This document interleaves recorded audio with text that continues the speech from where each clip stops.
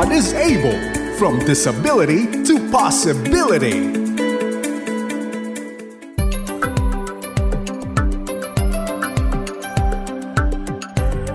Sa pinagpalang umaga, hapon o gabi, mga kaagapay, saan man kayo sa mundo. Ito po ang programang God is Able, napapakinggan sa FEBC Radio TV at napapakinggan din po at napapanood sa Facebook Live. At binabati po natin lahat po tayo, saan man tayo ngayon, ano man ang pinagdadaanan natin. Talaga hong God is able. May mga mabubuting gawa pa rin ho ang Diyos. Binabati rin natin ang mga nasa YouTube channel ng 702 DZAS FEBC Radio TV at maging ang mga nanonood sa ating partner cable television channel, ang Channel 185 sa GCTV. Alam niyo mga kaagapay, sa panahon ho na ito ay atin hong inaalala po ang God is able story ng ating Panginoon tagapagligtas na Jesucristo. Malamang sa malamang ho, ito po ay ine-ere ho sa Holy Week or what we call Passion Week. At tayo po ay nawa nasa isang lugar at kalagayan kung saan tayo po ay may panahon mag-isip, mag-reflect, manalangin, mag-pray at talagang magkaisa ho ang puso ng ating pamilya at atin ho mga kapatiran na talaga hong alalahanin po sino si Jesus sa buhay natin. At ano ang kanyang ginawa?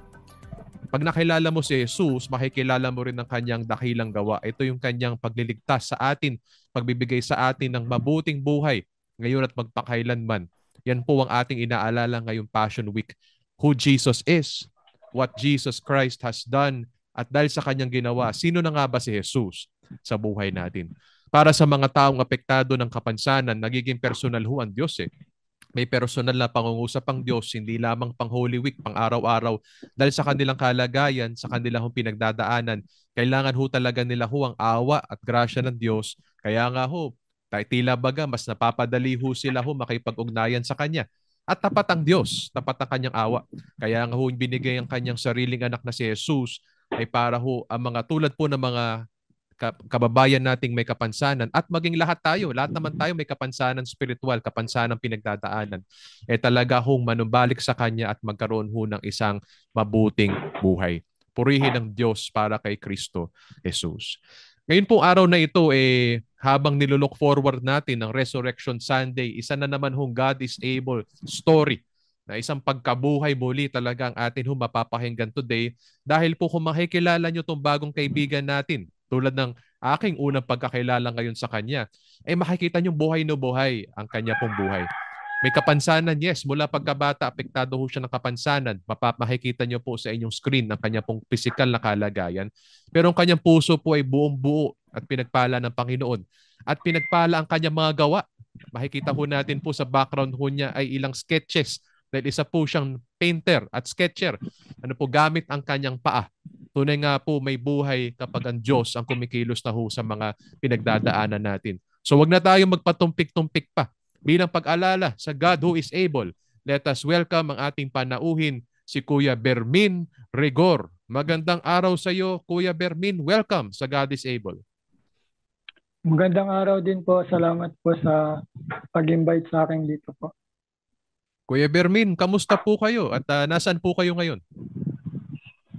Nandito po ako sa San Pedro, Laguna. Dito po sa bahay namin po. At kamusta ho kayo ngayon? Tayo papasok ho ng Holy Week. Meron mga balak ho ba kayong puntahan o sa bahay lang po kayo? Sa bahay lang po. Ano po, kasama po yung pamilya. Po. Ayan. Gusto niyo po bang batiin ang pamilya niyo ngayon bago tayo magsimula? Opo, binabati ko po yung family Rigor. Yun po. Kasama mo po ba ang magulang mo po dyan at mga kapatid? Opo, yung dalawa ko pong kapatid tsaka nanay at tatay ko po. Ayan. So alamin ho natin, Kuya Bermin, maaari bang maikwento mo sa amin ano po ang kwento ng Panginoon sa buhay mo? Kwento mo sa amin ng mabilisan lamang kung ano po naging karanasan nyo nung kapanganakan nyo, nung bata po kayo at habang lumalaki po kayo. Ano po yung ano po kasi nung pinagbubuntis po ako nung nanay ko po. Hindi niya po kasi alam na yung may goiter po kasi siya. Hindi niya po alam na makaka-apekto pala yon. Kaya yun po. Yun po yung naging dahilan. Bakit daw naging ganito po yung kalagayan ko. Yun po. So nung pinanganak nga po kayo, meron na po kayo pong mga kakulangan po sa inyong pangangatawan. Ano po, kita po natin po ang inyong pong braso Apo. in particular po. Bukod ho doon, meron po bang ibang komplikasyon bukod sa goiter? Meron pa ho nasabi sa'yo, nakwento sa'yo na nangyari sa nanay mo nung ikay nasa kanyang sinapupunan? Wala naman po. Yun lang po yung sabi sa amin ng doktor po. Hmm. At nakwento mo nga kanina, Kuya Bermin, meron ka ring asthma po, no? Pareho po pala tayo po na may hamon sa paghinga, history with asthma. Tama po ba yun, Kuya Rigor? Apo. Ayan. Kaya, nung sinilang po kayo ng magulang niyo po, ano po ang kwento po nila nung una kayo nakita po ng iyong magulang? Anong mga naisip na ramdaman ho nila? Ano po, nagulat po sila. Tapos, yun po. Pero hindi naman po sila na yung parang hindi ako nagustuhan o kaya yung parang itinakwil, ganun po. Minahal pa rin po nila ako ng buong puso kahit ganito po yung naging kalagayan ko. Ah, nakwento ba sa'yo ng nanay o tatay mo kung paano kanila inalagaan? Kasi nabanggit mo, Kuya Bermin, ikaw po hindi tinakwil, bagkus tinanggap ka ng iyong magulang. May ibang kwento-kwento ba silang naalala ko na kwento palagi sa'yo nung bata ka kung paano kanila inaalagaan? Ayun po, yung ano, tuwan-tuwa po sila sa akin. Tapos, yun po yung nanay ko po, talagang ano, tinuturuan niya na po ako na gamitin yung paa ko. Yung baby pa lang po ako. Kaya yun po na hanggang sa lumaki po ako, nasanay na po ako na yun po yung ginagamit. Yung kwento mo sa amin, Kuya Bermin, ang term na ginamit mo, natuwa sa'yo ang iyong magulang at pamilya. Yan po ay isang bagay na hindi kadalasang naririnig. Bakit daw sila natuwa nung nakita ka? Yung kasi nga po, yun po yung parang, yung, parang cute daw po yung ano, itsura ko. Parang hindi daw po talaga na, imbis na ano, parang hindi daw sila naawa, imbis na maawa. Yung, parang nakikitan sila. Yun po. Nasabi ni Kuya Bermin, ang cute-cute daw, nakyutan daw sa kanya ang kanyang mga magulang kaagapay. Pero may isa akong napupulot ho dito napakaganda. Nabanggit din ni Kuya Bermin, bata pa lang siya, tinuruan na siya ng kanyang magulang na gamitin ang kanyang paa. Kasi minsan ho, nakukyutan tayo sa isang batang may kapansanan dahil nga po sobrang cute nila, regalo sila ng Diyos. Pero nalilimutan nating tao rin sila at may mga pangangailangan sila at kakayanan din. At natutuwa ako na si Kuya Bermin bata pa lang parang in-encourage na ng kanyang magulang na maging functional gamit ang kanyang paa. So kwento mo nga, Kuya Bermin, paano mo na gamit yung paa mo? Paano ka pinalakas ginawang functional ng iyong paa? Ano po, yung time na kaya ko po magsulat gamit yung paa ko. Yun po, nag-aral po ako, pumasok po ako sa school. Tapos po, hanggang sa sinubukan ko na rin po yung magpag-drawing, yun po. Doon ko po nakita na meron din po akong talento at galing sa pagdodrawing. Kaya tinutukan ko po nung bata ako yung mga pagdodrawing po. Ayan. Mga kaagapay po na nakwento ni Kuya Bermin, nakapag-aral po siya sa kabila ho ng kanyang kakyutan at kapansanan. Ano po, nakapag-aral po siya at nakwento ko ni Kuya Bermin at ito talaga yung ipakay ho natin. Ano po, na nakita ho niyang kanya hong hilig sa pagdodrawing. Saan nagsimula yan, Kuya Bermin? Bata ka pa pala, nahilig ka na mag-drawing. Paano nagsimula ho yung hilig mo sa pagguguhit? Yun po kasi po yung mga kalaro ko po dito sa lugar namin. Minsan po ako po iniyayaya nila na yung mag-drawing, ganun po. Kaya sila po iniyayaya dito sa bahay namin na mag-drawing. So niyayaya ka nila mag-drawing at ano yun, paano nagsimula yun? Binigyan ka ng papel o gumuhit ka lang ba sa isang tissue paper o sa kahoy? Kaya ano lang po ako doon sa mga papel po na nag-drawing lang ako ng yung mga cartoons sa text, yun po. Ah, sino-sino mga cartoons ang naging inspirasyon mo nung nag-uumpisa ka? Yung ano po, yung Dragon Ball, yun po, Pokemon, yun po. Ang mga anime. Opo, mga anime po. Kapanahunan natin yun, Kuya Bermin, ano? Dragon Ball at Opo. mga Pokemon, mga anime. Oo. Bakit yun na naging inspirasyon mo? Dahil ba napapanood mo sa TV o dahil nakukutan ka sa mga Japanese characters? Ayun po, dahil po na nagagandahan din po ako sa mga anime. Tapos na nakita ko po talaga kasi na kaya ko po talagang gawin yung bagay na yun. Kaya pinursige ko pa lalo na gawin yung bagay na yun para mas lalo po kung mas mapaangat pa yung ano ko, yung ganong talento. Purihin ng Panginoon. Minsan po, bigla-bigla na lang natin natutuklasan, mga kaagapay, ang mga angking talentong regalo ng Diyos sa atin. Biruin niyo po si Kuya Bermin na nayaya lang ho ng mga kabarkada kaibigan niyan. Biglang nag-drawing na. At malay ba niya na ito na magiging career niya, ano, kanyang calling at vocation mula sa Panginoon. Kaya sa mga nakikinig nito may kapansanan po, wag nating hayaang talunin ho tayo ng discouragement, ano po, ng kapansanan. Maari po may mga nagsasabi sa atin po na wala kang magagawa, wala ka na ibang mararating, o maaring na-train tayo na manatili na lamang sa tirahan at wag na mag-aral. Tignan niyo po si Kuya Bermin po, ano, lumalabas, nakikipagkaibigan, nakapag-aral po siya, at doon sa journey na yun, natuklasan ho niya ang kanya hong gifting na magiging calling at vocation ho niya mula sa Panginoon. Kuya Bermin, paano mo nasabi na may kakayanan ka mag-drawing? May pumuri ba sa'yo o may nagsabi ba sa'yo? Ang ganda-ganda naman ng Dragon Ball at Pikachu mo. Opo, yun din po yung mga mismong kalaro ko tsaka yun pa yung magulang ko na rin po. Nabanggit mo, Kuya Bermin, na pagkatapos doon, pinaghusayan mo, pinagbuti mo ang iyong craft. So baka makwento mo sa amin, paano ba nagiging mabuting sketcher at isang mabuting pintor? Paano ka ba naging mahusay? Ano po, yung ito po kasing ano, pag portrait na ginagawa ko po ngayon. Itong pandemic ko lang po siya tinutukan.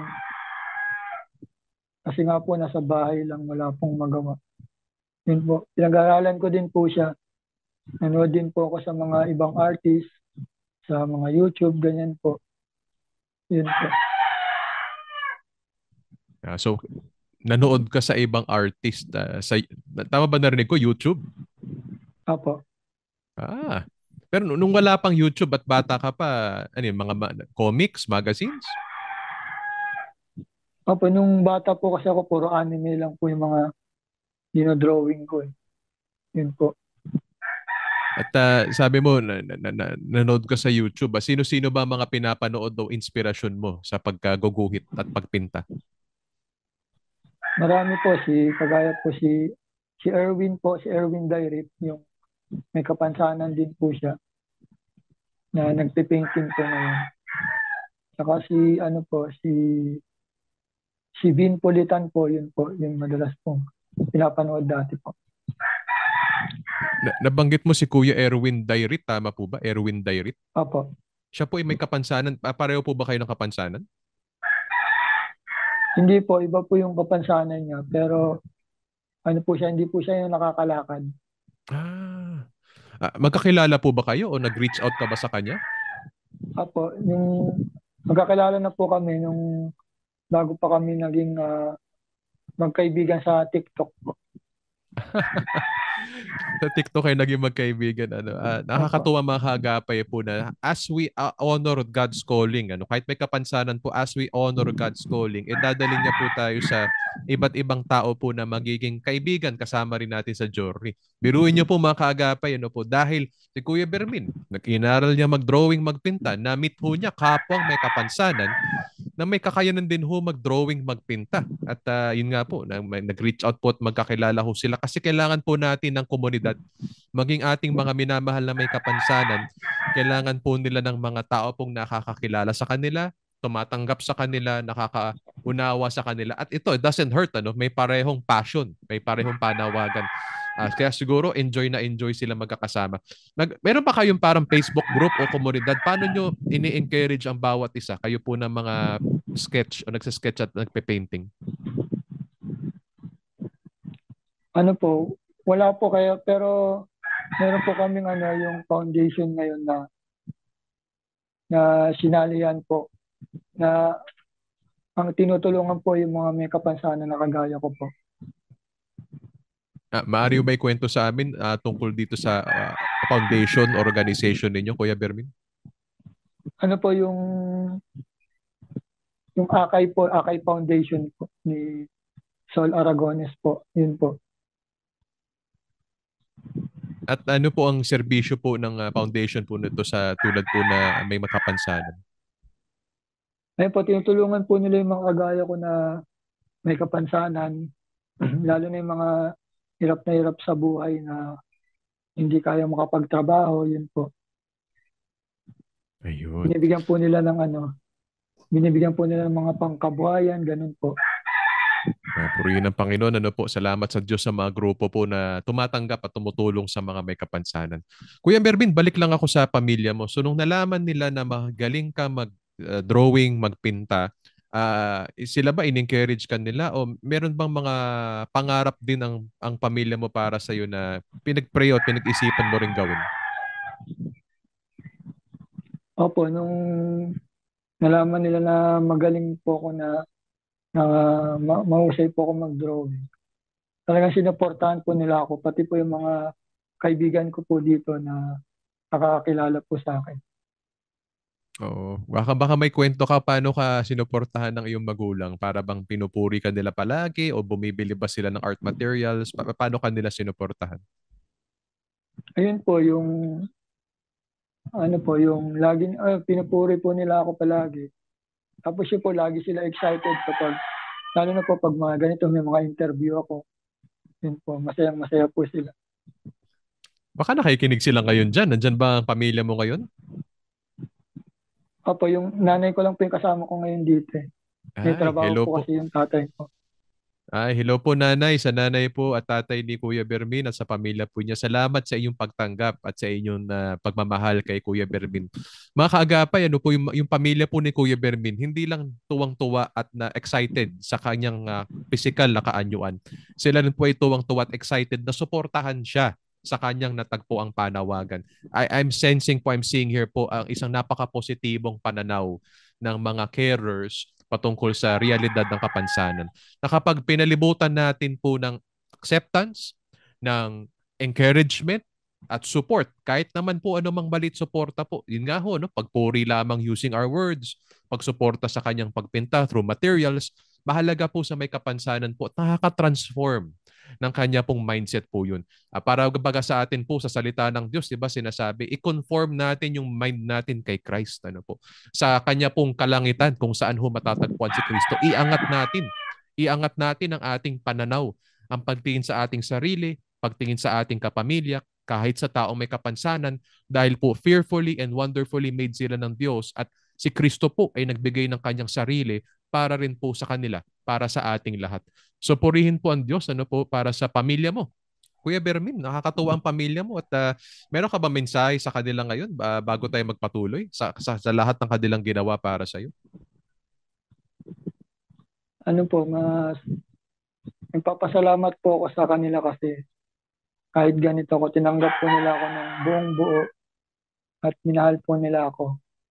Kaya lahat po ng mga ginagawa ko po ngayon ay para po talaga sa kanila, para matulungan sila. Lalo na po na maihahon po kami sa kahirapan. Ano ba ang pangarap mo, Bermin, para sa iyo at sa pamilya mo? Pangarap ko po na yung na mapaayos po itong bahay namin, na mapalakihan, ganun po, para magkaroon po ako ng sarili kong art studio, yun po. Ang prayer po ni Kuya Bermin ay makatulong siya sa kanyang pamilya, mapalaki yung bahay at magkaroon ng art studio. Nakakatuwa mga hagapay po makarinig ng tao may kapansanan na may pangarap. Hindi naman na kailangan sobrang laking pangarap na tila bagay ang hirap abutin. Isang simple at napakagandang pangarap. mapagawa ang bahay, makatulong sa pang-araw-araw na gastusin, makagawa ng isang art studio. Yan po ipakita sa atin ng Diyos na may buhay po kahit may kapansanan. At ang tao po na may kapansanan, kapag nagkaroon siya ng positibong pananaw sa buhay, mangangarap siya, kikilos siya, magmamahal siya. At syempre nagsisimula yan sa pamilya.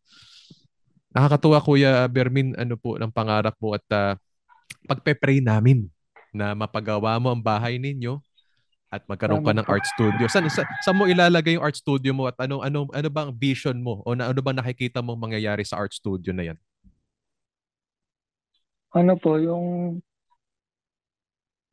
parang dito ko pwede display yung mga artwork ko na gawa ko para pag binisita po ako ng mga taong gusto kong bisitahin, doon na po makikita yung lahat ng mga gawa ko.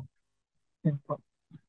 Ay, galing. So meron kang parang exhibit, may gallery ka na Opo, parang yun po, pang yes po. come-on para ma-showcase ang works mo at syempre Opo, pwede bilhin. opo, yes po. Ayan.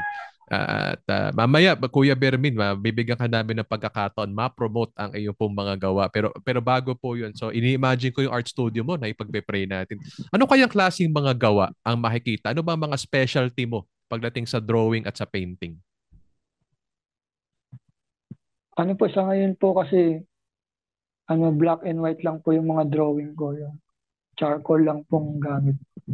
Pero sa mga susunod na taon po siguro, pag-aaralan ko na rin po yung pagpipainting, yung mga acrylic, yun po. Opo. Nakikita nga namin sa likod mo eh. Si Mona Lisa ba yan? Yung black and white sketch mo sa likod? Opo, yes po.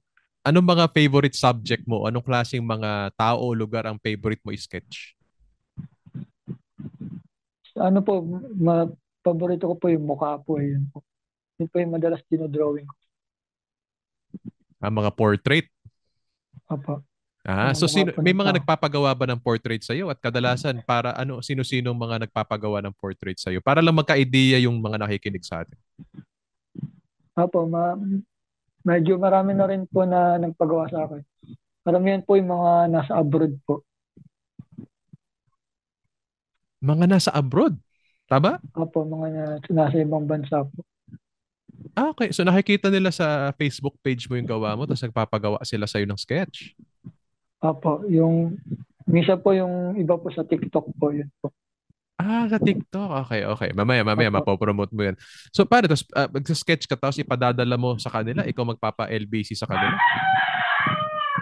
opo, bali po, ginagawa ko po na bago ko po umpisahan yung drawing, nagpapabayad po ako ng kalahati, yun po. Tapos pag natapos na po, saka po yung kalahati para po may padala ko po sa kanila. Yun po. Ayan, mga kaagapay po, no? Si Kuya Bermin Rigor. Nakikita nyo sa Facebook at mukhang may TikTok po siya. At ang kanya pong specialization for now, although committed siya na lumago ang kanyang craft, ay ang specialty niya right now ay mga black and white portraits. At sa lahat ng gawa mo, Bermin, so far, ano ang mga paborito mong na-drawing? Ito po yung nasa likod ko po si Mona Lisa po. Tsaka po ito po yung BTS po na ginawa ko po nung last week po. Wow. Oh, mga K-popers dyan. Pati pala BTS, paborito nyo mga boy band at girl band. Alam din Kuya Bermin at madodrawing din po niyan para po sa inyo. So balik ako sa art studio, no? Nakita ko yung mga drawing mo, na-imagine ko, makikita kita, meron kang kwarto dyan at meron kang workstation dyan. Baka pwede i-walk through, ikwentuhan, ilakaran mo kami, Kuya Bermin, sa proseso mo. Paano ka nagkaka-idea? Paano ka magsisimula? Especially paang gamit mo, At gaano katagal inaabot? Anong challenges ng sa sketch sa'yo? Matagal po kasi limited lang po yung oras ko sa kada araw kasi po hindi naman po ako pwedeng mag-drawing ng buong maghapon kasi nga po meron po ako na asthma, baka bawal po mapagod sa mga asthma po kasi kaya yun po. Kaya minsan po, yung isang drawing inaabot po ng 4 days o kaya 1 week. Minsan po 1 month, ganun po.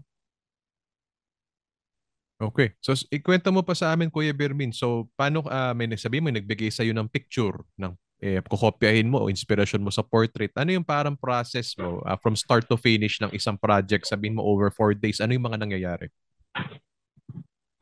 Opo, ginagawa ko po, pagka naibigay na yung picture, i-sketch ko po muna.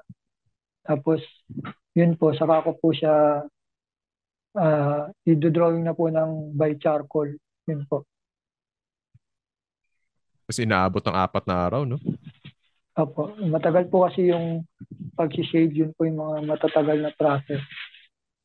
Oo. If you don't mind matanong ko, na-compare mo ba yung sarili mo na nag-sketch gamit ang paa sa mga kasama mo na kamay ang gamit? At ano ba yung mga pinagkaiba at ano yung mga challenges at advantages na nagsa-sketch gamit ang paa?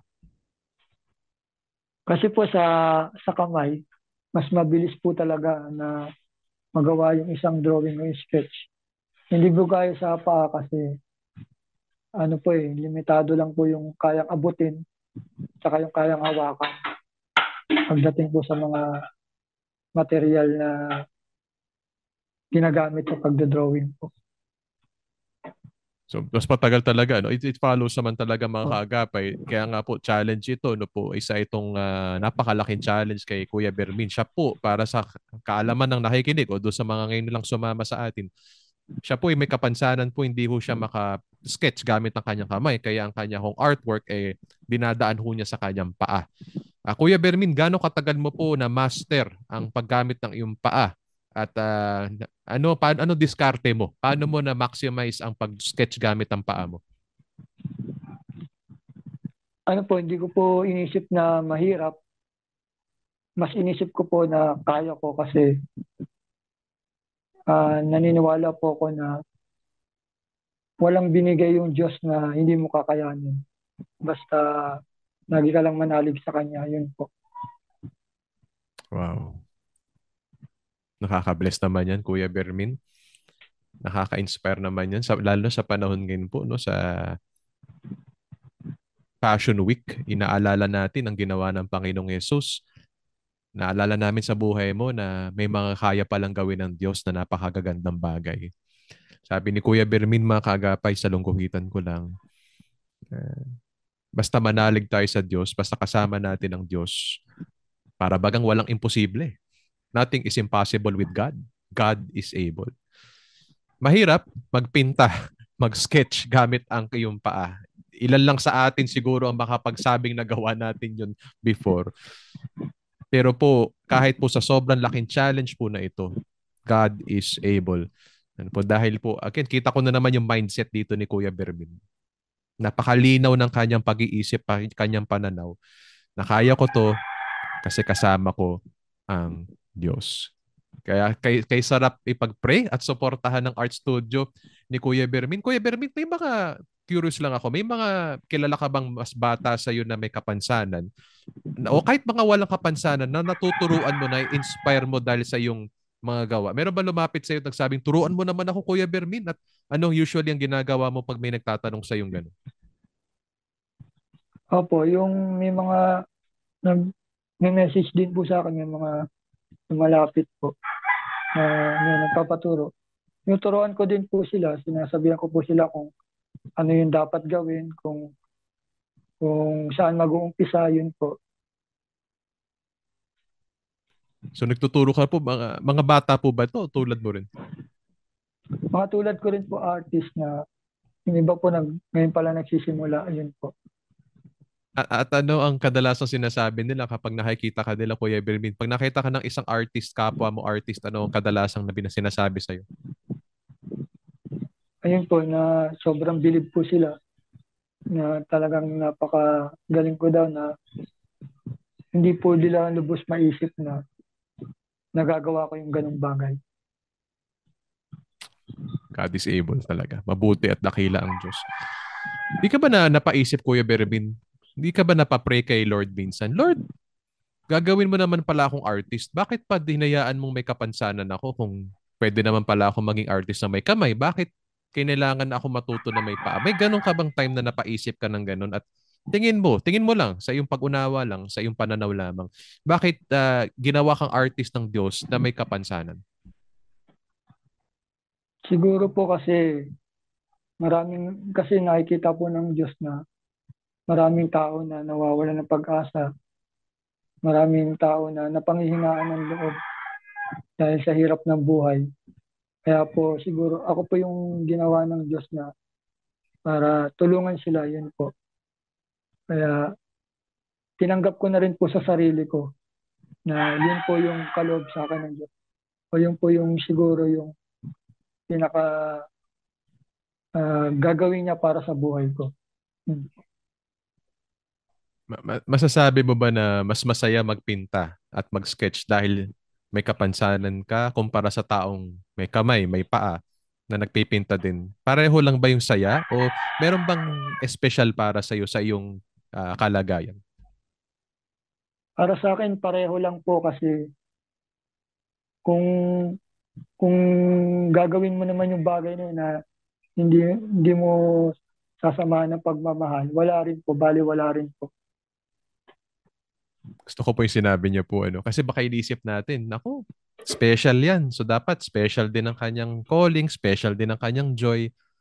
Nakaka-humble isipin galing kay Kuya Bermin. Pare-pareho lang. Baka iniisip natin kasi minsan kinakaawaan natin yung tao may kapansanan, iniisip natin hindi sila capable mag-enjoy ng life at ng kanilang passion tulad natin na sabihin natin may kompleto ang kamay at paa. Di po. Pare-pareho lang tayong tao.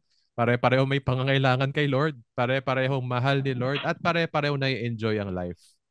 Kaya wag ho tayo palagi nag-iisip na kawawa naman sila. Kaya pag iniisip kasi natin kawawa sila palagi, magiging hanggang dyan na lamang po. Mabababa ang level ng pagtingin, pagtrato natin sa kanila at pakikipamuhay natin. Ngayon kaagapay, po, napakaganda hong encouragement sa inclusion at sa normalization, mainstreaming ng mga may kapansanan. Na, hindi, kahit sa arts, kahit sa isang napakahirap na larangan, isang particular na larangan ng sketching at painting, pareho din ang passion at parehong enjoyment at sana parehong opportunities ang meron sa mga taong may kapansanan. At gusto ko rin sinabi mo, Kuya Bermin, kapag nilagay mo yung puso mo, pagmamahal mo sa ginagawa mo, wala talagang hadlang sa taong mahal yung kanya ginagawa.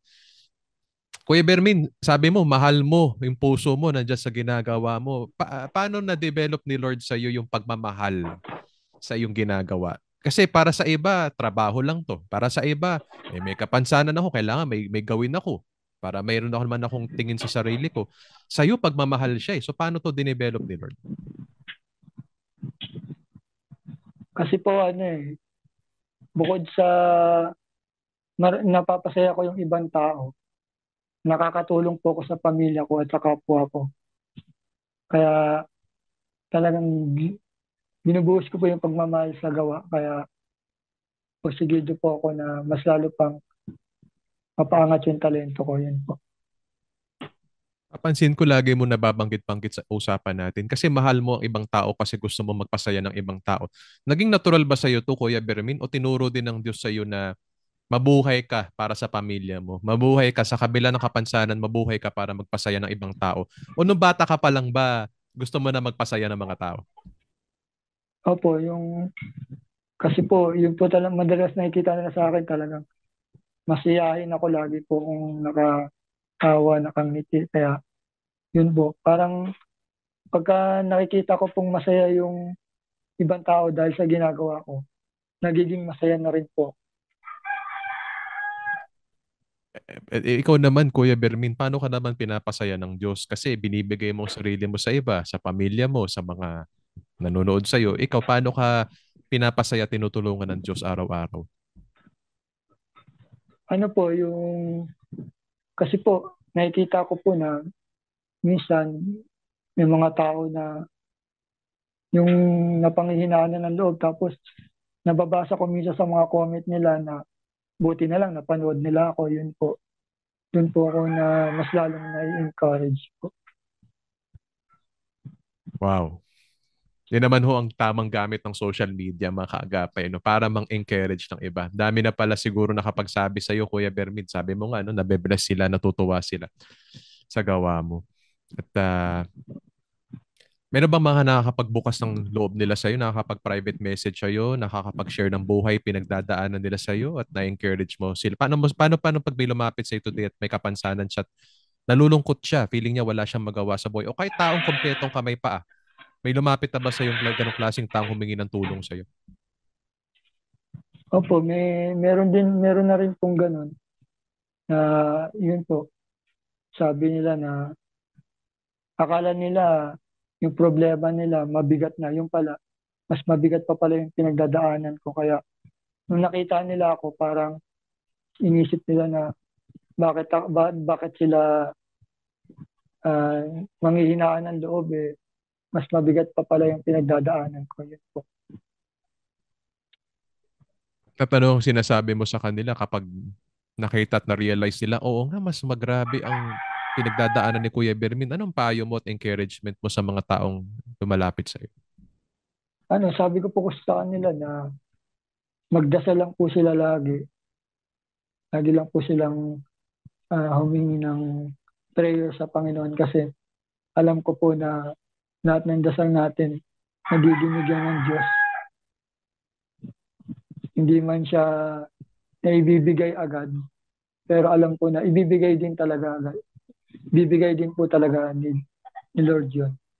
Basta manalig lang tayo at maghintay. Parang kitang-kita namin dito, Kuya Bermin, ang pananampalataya mo sa Diyos. Parang napaka-simple, napaka-dali sa iyong puso sabihin na manampalataya tayo sa Diyos, magtiwala tayo sa Diyos, darating din ang sagot sa panalangin. May mga pagkakataon ba, may kwento ka, Kuya Bermin, kung saan nasubukan mo yung paniniwala mo na nagpray ka kay Lord, minsan matagal dumating ang sagot o baka hindi pa dumarating ang sagot pero tinuruan ka ng Lord magkaroon ng faith na meron ka ngayon? Opo, nung time na nagkasakit po ako noon, na 50-50 po yung buhay ko. Tapos akala ko po talaga na katapusan ko na yung mga oras na yun. Pero yun po, binigyan po ako ng pangalawang buhay. Kaya ito po. Tapos kaya doon ko po na-realize na ito po talaga yung parang plano sa akin ni Lord. Kaya tinutukan ko at mas lalo kong pinagbuti. Paano ka, Kuya Bermin, na 50-50 o nalagay sa alangan? Maari bang makwento mo paano ka tinawid ng Diyos? Ano po kasi noon eh, nung time na yun, hindi pa po ako ah hindi pa po ako tutok doon sa mga drawing. Parang gusto ko lang po na yung, parang gusto ko lang gumala-gala, ganun po. Kaya po nagkasakit po ako noon. Tapos nagkaroon po ng hangin yung baga ko. Nilagyan po ako ng tubo. Yun po. Kakaiba din po, mga kaagapay po. Ang ganda ho ng pagbasa, pagproseso ni Bermin sa nangyari sa kanya. Ang kwento pala ni Kuya Bermin, nung time na yun, hindi pa niya sineseryoso ang kanyang panawagan na maging isang artist for the Lord. Kinognay siya ng Diyos. Binigyan siya ng pagkakataon para seryosohin ng Diyos at seryosohin ang kanyang panawagan at ang kanyang pagproseso sa kanyang 50-50 sa kanyang alanganing karanasan. Near death, you can even consider that experience para ilapit siya sa kanyang buhay, si Jesus at syempre ang calling niya kay Jesus Christ.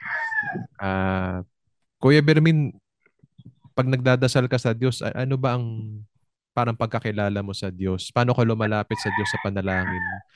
At ano ang iyong parang pagkilala sa Kanya?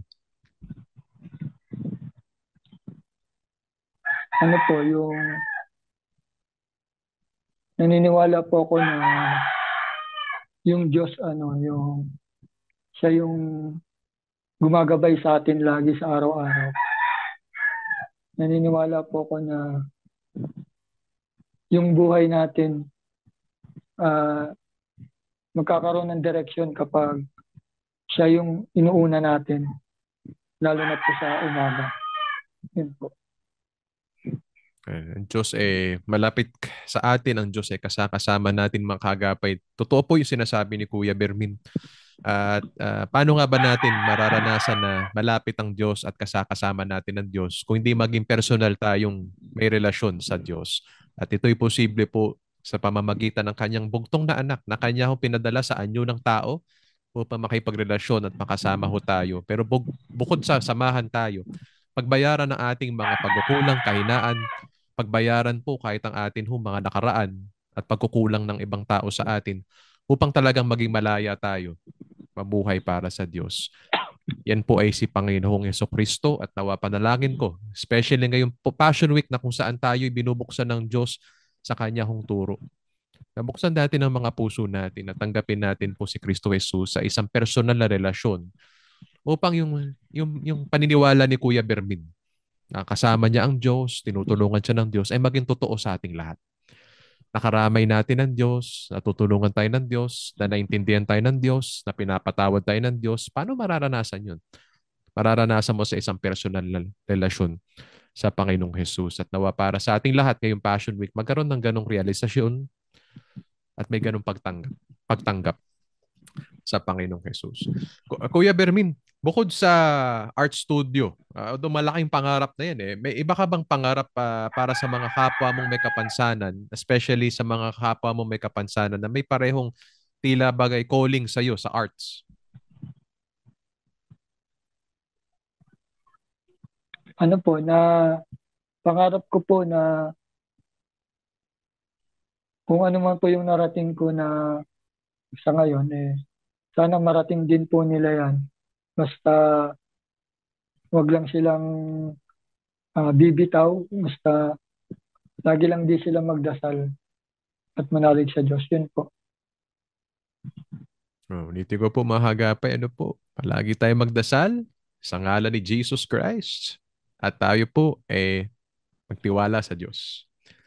Magtiwala sa Diyos. Kuya Bermin, ngayon na nakikilala ka namin mas lalo at na-inspire kami ng kwento mo, ano ang mga prayer request mo? Kami naman ang gustong tumulong sa iyo at umagapay sa iyo. Paano ka namin pwede ipag-pray?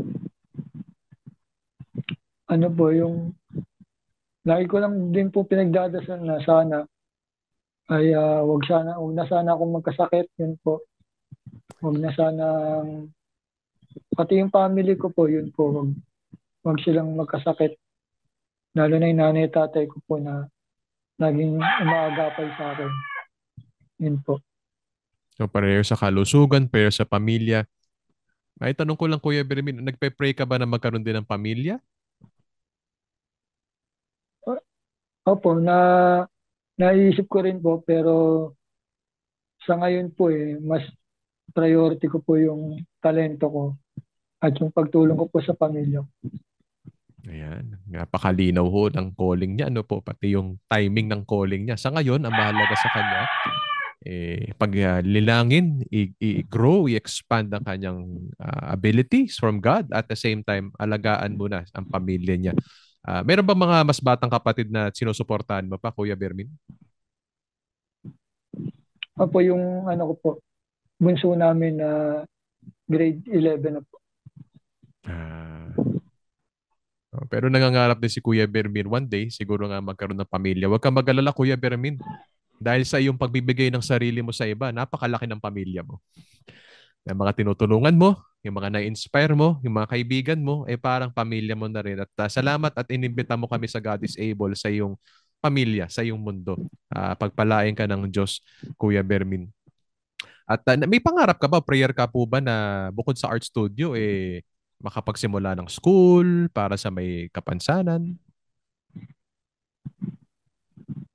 Opo, yung gusto ko rin po na matulungan din yung mga kapwa ko may kapansanan na kahit sa maliit na ano lang po, na bagay, matulungan sila, yun po. May pagkakataon ba na nagtipon-tipon na kayo at nagkaroon ng isang exhibit na mga may kapansanan pero mga artists? Meron bang ganun? Wala pa po sa ngayon kasi kakaano lang din po ng pandemic. Mm-hmm. Pero kung magkakaroon po, ano po, pupunta po ako, susuporta po. Oo, kasi kadalasan, nakakukwento kami sa God is Able, may mga individual na may kapansanan na may sariling mga exhibit o sariling Facebook page. Pero bihira yata yung kayong magkakasama, sabay-sabay gumagawa, Opo. sabay-sabay nag-exhibit. Maganda siguro mga kaagapay, ano, baka merong patron of the arts dito o tao po na merong pong resources para maging posible to. Especially na tayo po lumalabas-labas na rin, may mga gatherings na rin, ay baka magkaroon ng opportunity ma-showcase at mabigyan ng prioridad, maiangat ho sa mainstream ang mga artwork ng ating po mga kaagapay na may kapansanan. Kasi kadalasan either nasa sulok sila sa isang mall, nagsisketch, o kaya nasa isang Facebook page, pero yung ma-expose sila sa mainstream, bigyan talaga ng atensyon at bigyang halaga ang mga works nila. Sana po may nakikinig dito na maging puso mo nawa. Baka po ay isa kang art collector o isa ka pong businessman na may resources, baka po masuportahan natin itong mga may kapansanan nating kaagapay na blessed ni Lord ng gift sa arts. Lalo na yung mga may outlook o pananaw sa buhay tulad ni Kuya Bermin. Kuya Bermin, malapit na rin tayo magtapos. Paano ba namin pwede makita at suportahan ng iyong mga gawa? Ano po sa Facebook ko po, dun po, sa Bermin Villasorigor po. Meron po ako na 7,000 followers. Ayan. Bermin Villasor Rigor. Sa Facebook po Opo. yan. 7,000 followers. Aba, hindi madali yan, ha? Opo. Paano kanila nakilala? Ano po, siguro po kasi po sa mga pagpo-post-post ko po lagi. Yun po. Hmm. At ikaw po ay matatagpuan saan po ikaw nakabase ngayon, Kuya Bermin? Sa San Pedro, Laguna po. Sa San Pedro, Laguna. Ba maraming mga artist na taga Laguna, hindi ba? Opo. Yeah, okay. Sa So yun po. TikTok din po, pwede din po. Ano po yun, Kuya Bermin? Sa TikTok din po, pwede din po nila akong i-follow, kaya panoorin. Doon po kasi ako lagi nagla-live sa TikTok. Tuwing kailan ka nagla-live, Kuya Bermin? Ano po, everyday po nagla-live po ako doon. Sa umaga At, po. at anong pinapakita mo doon? Doon ko po pinapakita yung pag-process ko po ng drawing ko. Kuya Bermin pala, hindi siya masyado sa salita. Ipapakita niya sa'yo. So, kung gusto niyo makita kung gaano kahusay itong kapatid natin, punta kayo sa TikTok. Tama, no? Bermin Villasor Rigor din ang pangalan mo sa TikTok. Ano po, hindi po. Berms Art Using Foot po. Search po nila doon. Meron pong Berms? 500,000 plus followers po. Wow, praise God. Berms Art Using Foot. Using Foot. Using Foot. Berms Art Using Foot. Hanapin nyo po sa TikTok po yan. May 500,000 followers. Isa ka palang social media personality, Kuya Bermin. At talaga masasabing influencer kasi nakaka-encourage, nakaka-inspire ka. So doon makikita namin yung proseso ng paggawa mo. At bakit mo naisipan mag-social media? Busy-busy ka na sa mga project mo eh. Bakit mo naisip na gamitin ang social media na platform? Nakita ko po kasi na mas marami na i-encourage dun sa social media. Kaya yun po. Yun. Makikiusap na rin ako sa mga magaling mag-social media manager dyan. Baka gusto nyo tulungan ang mga kaagapay natin na nila tulad Bermin, nila Kuya Bermin na nagsisipag. Pero at the same time, trying to be relevant as well. Inaabot ang kanila mga works sa social media. Baka matulungan nyo si Kuya Bermin sa kanyang pag-manage ng kanyang TikTok. Meron ka bang mga balak pang i-upload sa TikTok bukod sa pag-process mo ng mga gawa mo? Ano po, yung gusto ko rin po na mag-upload ng mga bagay na ginagawa ko po sa araw-araw. Yun po, parang vlog po, ganun. Mga vlog? So parang vlog, nagkukwento ka tungkol sa buhay mo? Or... Parang ganun po, kung ano po yung mga ginagawa ko po kapag hindi po ako nagdo-drawing, yun po. Kala ko po. At na-inspire ka dahil sa pagnanais mo umabot sa mas nakararami, na-inspire ka mag-social media. Nakakatuwa mga kagapay. Napakalinaw ng calling at dahil sa kanyang panawagan maging isang mabuting artist for God. yung puso ho niya ay para magbigay din sa iba. Hindi niya pinagdadamot ang kanyang kakayanan, hindi niya pinagdadamot ang kanyang talento, binabahagi niya ito sa iba. Bilang pagtatapos, Kuya Bermin, meron ka bang huling mensahe, encouragement sa lahat na nakikinig nito na nais mong iparating sa kanila? Ano po, na mensahe ko lang po sa mga nanonood, nakikinig, na sana patuloy lang, lagi lang po sila na magdasal sa Diyos at saka huwag po silang mapanghihinaan ng loob. Kasi kung ako nga po na may kapansanan, magagawa ko yung mga bagay na ganito, sigurado pong magagawa din nila yun. Basta maniwala lang po sila at manalig. Yun po. Maraming salamat, Kuya Bermin. Isang pribilehiyo para sa amin sa God is Able na makilala ka. At maniwala ka, kapatid, na encourage mo kaming lahat ngayong araw na to. Sana all na nakinig nito, na-encourage din sila na walang imposible sa Diyos. At ito, again, tong Holy Week at Passion Week, bilang reflection lang, bilang pagtatapos, ay isang paalala sa ating walang imposible sa Diyos. Na kahit ang kamatayan, na pinakakinakatakutan natin at hinaharap nating lahat, may kapansanan man o wala, lahat tayo maharap sa kamatayan. Kahit pala yun kayang mapagtagumpayan ng Diyos. At paano? Yan po ang ginawa ni Jesus Christ. Inaalala natin this Passion Week, this Holy Week, na nagsakripisyo, nagbigay si Kristo Jesus ng kanyang buhay. At ginamit ito ng Diyos, ang kanyang sakripisyo ng kanyang sariling anak, para maging kaligtasan at bagong buhay sa ating lahat. At anong ginawa ng Diyos? Walang imposible sa Diyos. Binuhay. Nabuhay sa ikatlong araw si Jesus Christ, bumangon sa mga patay na pagtanggumpayan ang kamatayan, maging ang kasalanan at naging paraan para sa tulad namin ni Kuya Bermin at ni Kuya M.A. na magkaroon ng bagong buhay at magkaroon po talaga ng panawagan, napakalino na mabuting panawagan mula kay Lord. At sana nga po itong Holy Week, itong Passion Week na ito ay maging pagkakataon sa atin ma-affirm how God is able. Nothing is impossible with God. Sabi ni Kuya Bermin, magtiwala tayo sa Diyos. Manalangin tayo, magtiwala tayo sa Diyos. What an encouragement. What a reminder that Jesus is the resurrection. Yes, but sabi rin po niya, Jesus is the life. I am the resurrection and the life. Hindi lang sapat na mag-resurrect sa patay. Kailangan magpatuloy tayong buhay. At si Kuya Bermin ay magandang halimbawa na kahit may kapansanan, may pagkabuhay muli. Kahit may kapansanan, tuloy lang ang buhay. Tuloy lang ang buhay kasama ang Diyos. Maraming salamat, Kuya Bermin. Isang kayamanan ka po, pagpalain ka po at ang mga minamahal natin may kapansanang kaagapay. Natapos na po ang halos isang oras ng atin pong napakagandang pakikipag-usap ngayon. Maraming salamat sa inyong pakikinig. Ito ang programang God is Able, Serbisyong PWD. At bago ko magpaalam, isang malawakang pong announcement, promosyon sa atin. Mga kaagapay, magbabalik na po ang God is Able Family Camp. Ito po ay retreat para sa mga pamilyang apektado ng kapansanan. Kung nais nyo po na mag-register at mag-participate, ito po ay sa darating na May 19 to 21 para sa family participants at para sa volunteers, May 18 to 21 sa isa hong maganda hong retreat center na binigay ni Lord sa atin, na pinagpala ni Lord sa Santo Tomas, Batangas. Again, family camp, kung kailangan nyo po ng pahinga, panalangin, restoration po of love with God and with the family, attend po kayo.